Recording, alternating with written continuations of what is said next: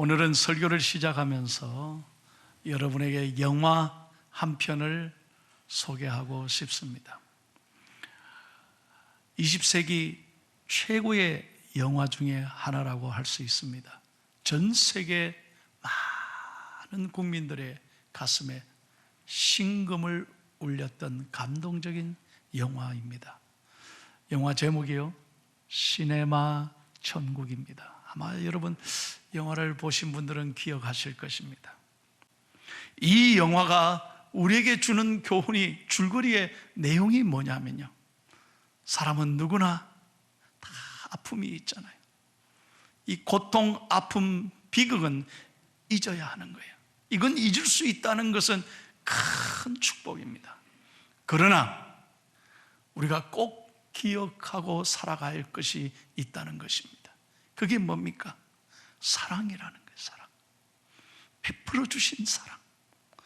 그 사랑은 절대 잊지 말아야 된다는 것이. 오늘 저는 이 영화를 생각하고 오늘 본문 말씀을 묵상하는 가운데 하나님의 깊은 음성을 듣습니다. 요즘 저는 새벽 기도 때 이 신명기를 묵상하면서 하나님의 음성을 듣고 새벽마다 웁니다. 이 신명기를 통해서 모세가 죽기 전에 이제 가나안 땅을 눈앞에 두고, 여러분 다 아시는 대로 모세는 출애굽 이후에 40년간 죽도록 이스라엘 백성을 광야에서 이끌어온 하나님의 지도자잖아요. 그런데 정작 그는 가나안 땅을 눈앞에 두고 들어가지 못했습니다. 이제 눈앞에 그토록 기다리던 가나안 땅이 기다리고 있습니다. 이제 120년의 인생을 마지막으로 돌아보면서 이스라엘 백성들에게 유언과 같은 말씀을 남깁니다. 그 말씀이 뭐냐? 한마디로 하면 너희는 하나님의 은혜를 잊지 말라는 것입니다. 하나님의 은혜를 잊지 말라. 여러분, 오늘 말씀을 통해서 우리에게도 동일하게 하나님이 말씀하고 계십니다. 무엇을 잊지 말라고 하십니까? 첫째로 애굽을 잊지 말아야 합니다. 우리가 잘 아는 대로 이스라엘은 지난날 430년 동안 애굽에서 비참하게 살았습니다. 인간이 아니었습니다. 완전히 종이고 노예였습니다. 인간의 권리라는 것 모든 거 다 잃었습니다. 매일 눈을 뜨면 중노동에 시달리고 겨우겨우 한 끼 밥 먹는 거로 살았습니다. 자유가 없었습니다. 고통의 세월 뿐이었습니다. 그러나 하나님의 은혜로 모세를 통하여 그 430년 억울했던 종살이에서 하나님은 마침내 이스라엘을 해방시키셨습니다. 이것을 잊지 마라. 애굽에서 이 종살이 했던 걸 너희는 결코 잊지 말라. 왜냐하면요, 애굽을 기억할 때 이스라엘 백성들은 감사했습니다. 애굽을 기억했을 때 이스라엘은 절대로 하나님을 멀리하지 않고 교만하지 않았습니다. 그러나 애굽을 잊어버렸을 때, 마치 자기가 잘나서 그랬냐, 마치 자기 힘으로 여기까지 살아왔느냐, 이스라엘 백성들은 죄를 짓고 우상에 빠지고 하나님의 마음을 아프게 하고 불평하고 원망했다는 것입니다. 그래서 모세는 이스라엘 백성들에게 이렇게 부탁합니다. 앞으로 너희들이 애굽에 들어가서 애굽에서 나와서 가나안 땅에 들어가서 여러분 다음 세대가 애굽을 잘 알지 못할 텐데 그들에게, 다음 세대에게도 분명하게 가르치라는 거예요. 애굽을 경험하지 못한 다음 세대들에게 여러분들이 가르치라는 거예요. 신명기 32장 7절을 다 같이 읽겠습니다. 하나님의 말씀입니다. 시작. 옛날을 기억하라. 역대의 연대를 생각하라. 내 아버지에게 물으라. 그가 내게 설명할 것이요, 내 어른들에게 물으라. 그들이 내게 말하리로다. 이것이 하나님의 명령이고 모세의 마지막 유언이었습니다. 그래서 여러분, 이스라엘 사람들은 지금도요, 6월절이 되면 모든 가족들이 텐트를 치면서 쓴 나무를 온 가족들이 씹어 먹으면서 누룩 없는 빵을 먹으면서 과거에 그 고생했던 것을, 그 애굽의 종살이 했던 것을, 하나님의 은혜를 이스라엘은 기억하고 있는 것입니다. 여러분, 하나님께서는 그런 이스라엘을, 오늘 보십시오. 세계 속의 이스라엘을 가장 위대한 민족으로 하나님이 축복해 주셨습니다. 과거의 역사를, 하나님의 은혜를 잊지 말라는 거예요. 우리 대한민국에도 마찬가지입니다. 우리 민족에게도 여러분, 애굽이 있었습니다. 지난 36년간의 여러분 일제 치하의 강점기의 그 고통을 우리는 결코 잊어서는 안 됩니다. 일본 제국주의가 아시아 정복이라는 야망을 가지고 칼을 갈고 있었을 때 우리 선조들은 오직 당쟁만 일삼았습니다. 다 네 편, 내 편. 그렇게 싸움질만 했습니다. 우상 앞에서 술잔만 기울이고 있었습니다. 마침내 일본은 지난 36년 동안 무력으로 우리의 모든 것을 다 빼앗아 가버리고 말았습니다. 어제가 한글날이었습니다. 이렇게 아름다운 한글도, 말도, 글씨도 우리는 다 빼앗겼습니다. 성도 이름까지 다 빼앗겼지 않았습니까?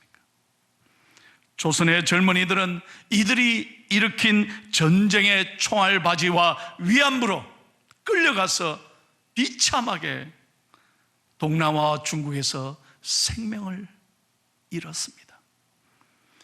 교회에 가해진 압박과 환란을 여러분 기억하십니까? 한국교회, 그 당시 한국교회의 모든 종탑의 종들은 다 철거해 갔습니다. 그들은 모세 오경과 요한계시록은 읽지 못하게 했습니다. 구약 성경은 읽지 못하게 했습니다. 오직 사복음서만 읽게 했습니다. 교회에서도 예배 전에 일본 국기에 절을 하게 했고 1943년 9월부터는 주일밤 집회와 수요 기도회조차 모이지 못하게 했습니다. 신사 참배를 강요했고 마침내 1945년 8월 18일에 그들은 무시무시한 음모를 계획했습니다. 우리나라 애국지사들과 기독교계 지도자들을 모두 모아서 금강산 부근에 대한수련회라는 명목하에 금강산 부근의 큰 동굴에 초청하여 견학시킨 다음에 완전히 생매장 시켜버릴 계획을 갖고 있었습니다. 약 20만 명입니다. 그들은 D-Day를 8월 19일로 정했습니다. 여러분 생각해 보십시오. 만약에 우리 민족의 해방이 일주일만 늦었더라면 20만 명의 지도자들이 생매장 될 뻔했습니다. 그런데 하나님이 어떻게 하셨습니까? 8월 6일과 9일간에 거쳐서 히로시마와 나가사키에 원자폭탄이 투하되면서 일본의 20만 명이라는 많은 사람들이 생명을 잃었습니다. 하나님의 심판이 임했던 것입니다. 여러분, 제가 숫자를 지금 비교해서 설명하고 있는 거예요. 그들은 20만 명을 죽이려고 했지만 하나님은 원자폭탄을 내리셔서 20만 명의 생명을 빼앗아갔습니다. 그래서 미군의 원폭 투하로 한순간에 그들은 모든 것을 잃어버리고 일본 천황 히로히토는 1945년 8월 15일 낮 12시 정오 생방송으로 항복을 선언했던 것입니다. 제가 지금 무슨 말을 하고 있는 것입니까? 이것이 우연이겠느냐 하는 거예요. 우연히 일어난 일이겠느냐 하는 거예요. 이것은 전적으로 하나님의 은혜라는 것입니다. 우리가 무슨 힘이 있었습니까? 여러분 생각해 보세요. 우리가 무슨 힘이 있었습니까? 우리가 잘나서 이런 은혜를 누릴 수 있었습니까? 아닙니다. 하나님의 은혜입니다. 우리 조선을, 대한민국을 하나님이 사랑하셔서 우리 선조들의 눈물을 보시고 탄식을 하나님이 들으셔서 우리 민족을 건져 주셨다는 거예요. 그래서 여러분 80년 만에 전쟁 후 70년, 100년도 채 안 되는 나라가 세계 10위 안에 드는 이 놀라운 경제 강국으로 하나님이 오늘의 대한민국을 자랑스럽게 자유 대한민국으로 하나님이 축복해 주신 것입니다. 시편 102편 20절과 21절을 읽겠습니다. 다 같이요. 시작. 이는 갇힌 자의 단식을 들으시며 죽이기로 정한 자를 해방하사 여호와의 이름을 시온에서 그 영예를 예루살렘에서 선포하게 하려 하심이라. 아멘. 이스라엘 백성들이 바빌론 강변에서 그렇게 자신의 조국을 돌아보며 눈물 흘렸던 그 이스라엘 백성들의 눈물과 단식을 들으셨던 것처럼 우리 하나님께서 우리 선조들의 눈물을 보시고 탄식을 들으시고 이 대한민국을 하나님이 건져 주셨다는 거예요. 이걸 잊어서는 안 된다는 거예요. 이 은혜를 잊지 말고 감사하면서 우리는 살아가야 될 줄로 믿습니다. 우리에게도 마찬가지입니다. 우리에게도 영적 애굽이 있다는 것입니다. 저와 여러분은 다 죽을 수밖에 없는 사람이에요. 여러분, 다시 말씀드립니다. 애굽을 기억할 때 감사할 수 있다는 거예요. 우리가 우리 가슴에 하나님의 은혜를 기억할 때 아무리 이 땅에 사는 게 어렵고 힘들어도 포기하지 않고 감사할 수 있고, 다시 한번 감사할 수 있고 용기와 희망을 갖게 되는 것입니다. 베드로전서 2장 10절을 한번 다 같이 읽겠습니다. 시작. 너희가 전에는 백성이 아니더니 이제는 하나님의 백성이요 전에는 긍휼을 얻지 못하였더니 이제는 긍휼을 얻은 자니라. 하나님의 사랑받는 자라는 거예요. 한번 여러분 가슴 열고 한번 크게 한번 외칩시다. 나는 아니 마스크 써도 좀 힘있게 해봐요. 나는 하나님의 사랑받는 자녀입니다. 믿으시면 아멘. 이 거룩한 자부심으로 여러분 어떤 어려움에도 우리 믿음으로 살아가야 한다는 것입니다. 저는 어제 장례를 마치고 얼마나 눈물이 나는지, 내가 하나님의 자녀가 됐다, 이렇게 좋은 교회 목사가 됐다는 게 얼마나 감사한지 참 감사했습니다. 너무너무 감사한 거예요. 사랑하는 여러분, 교회 몇십 년 다니는 게 중요한 게 아닙니다. 직분이 중요한 게 아닙니다. 중요한 건 목사의 가슴에, 우리 장로님들의 가슴에, 우리 권사님들의 가슴에, 우리 모든 사랑하는 교우들의 가슴에 이 하나님의 은혜가 살아 있어야 한다는 거예요. 이 은혜가 살아 있을 때 우리는 감사할 수 있습니다. 다시 한번 오늘 본문 12절에서 14절 말씀을 읽겠습니다. 오늘 하나님께서 우리에게 뭐라고 부탁합니까? 시작. 내가 먹어서 배부르고 아름다운 집을 짓고 거주하게 되며 또 내 소와 양이 번성하며 내 은금이 정식되며 내 소유가 다 풍부하게 될 때에 네 마음이 교만하여 내 하나님 여호와를 잊어버릴까 염려하노라. 여호와는 너를 애굽 땅 종되었던 집에서 이끌어내시고. 여러분, 사람은 어려울 때요, 광야를 지날 때 하나님을 의지합니다. 그때는 하나님을 붙듭니다. 하나님 도와주세요. 하나님 의지합니다. 그런데 여러분 잘 되어 보세요. 편안해 보세요. 가져 보세요. 많은 건 누려 보세요. 당연하게 생각하죠. 그것이 교만이라는 거예요. 그래서 하나님이 교만을 제일 싫어하는 거예요.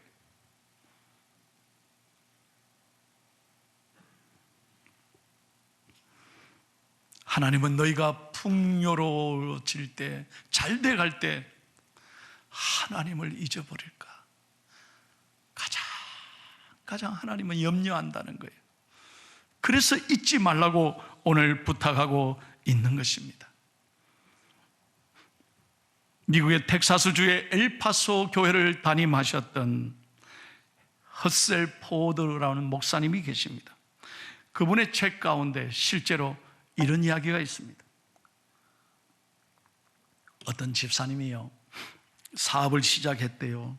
그래서 목사님을 찾아와서, 목사님, 기도해 주세요.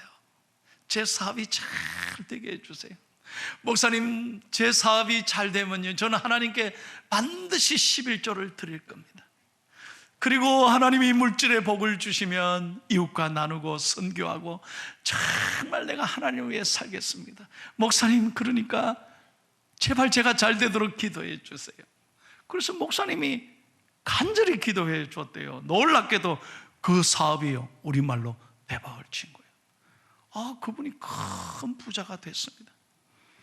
그런데 사업이 커지고 바빠지자 집사님이 어느 날 교회에 보이지 않았습니다. 주일날 교회를 안 나오더래요. 그리고 나중에 보니까 11조를 안 와요.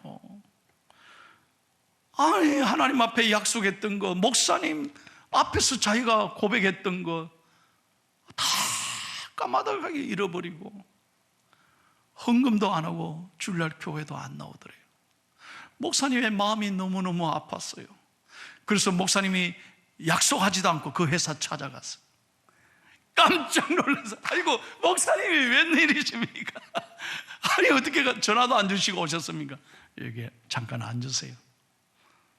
그래서 목사님이 진지하게 물었습니다. 아니, 왜 요즘 교회도 안 나오고 신앙생활 왜 그렇게 하십니까? 아니, 하나님 앞에서 또 저한테 약속하신 게 있잖아요. 그러니까 이분이 뭐라고 말하느냐, 목사님, 사업이 약간 바빠야지요. 아니, 교회 갈 시간이 없어요. 가고 싶어도 도저히 시간 나지 않아요. 목사님, 죄송합니다. 돈의 액수가 커지니까, 돈이 잘 벌어지니까 11조 내는 게 사업 운영상 이게 쉽지 않다는 거예요. 여러분 잘 들어요. 커지면 이게 마음이요, 11조 내는 게 보통 어려운 게 아니에요. 10분의 1 드리는 게 이게 힘이 드는 거예요. 솔직하게 얘기하더라고요. 그래서 목사님이 5분간 생각하다가 기도하겠습니다. 그 손을 잡고 기도하는 거예요. 뭐라고 기도하는지, 하나님 아버지, 오늘 이분의 수입이 너무 많아서 11조를 드리기가 어렵다고 합니다. 수입의 규모를 옛날과 같이 확 줄여주십시오.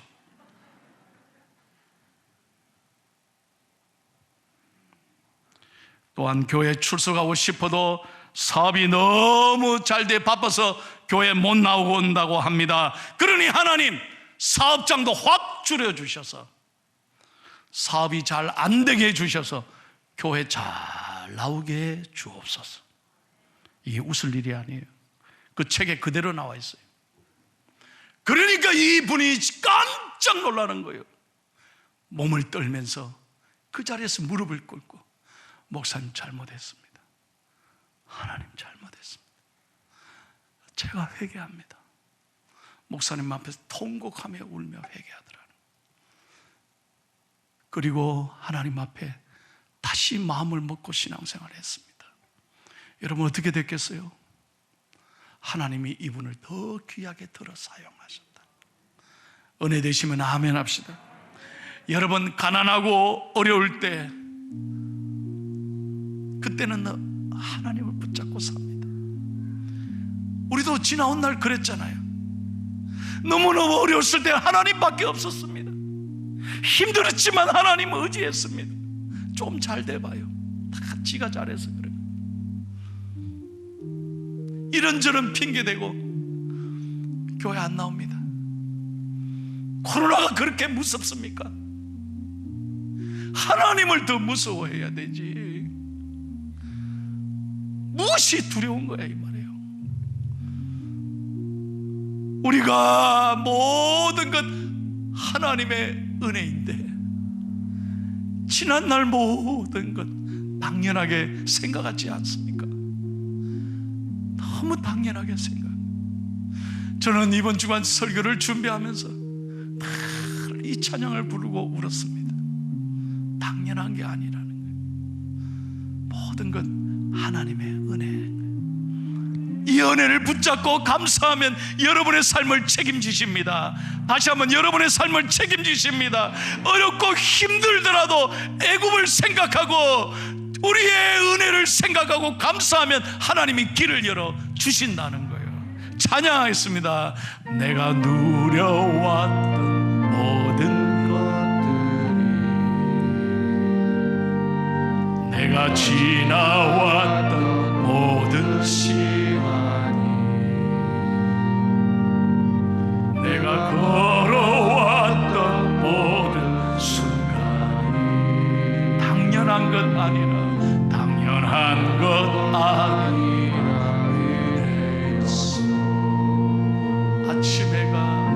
아침 해가 뜨고 저녁에 봄의 꽃향기와 가을의 열매,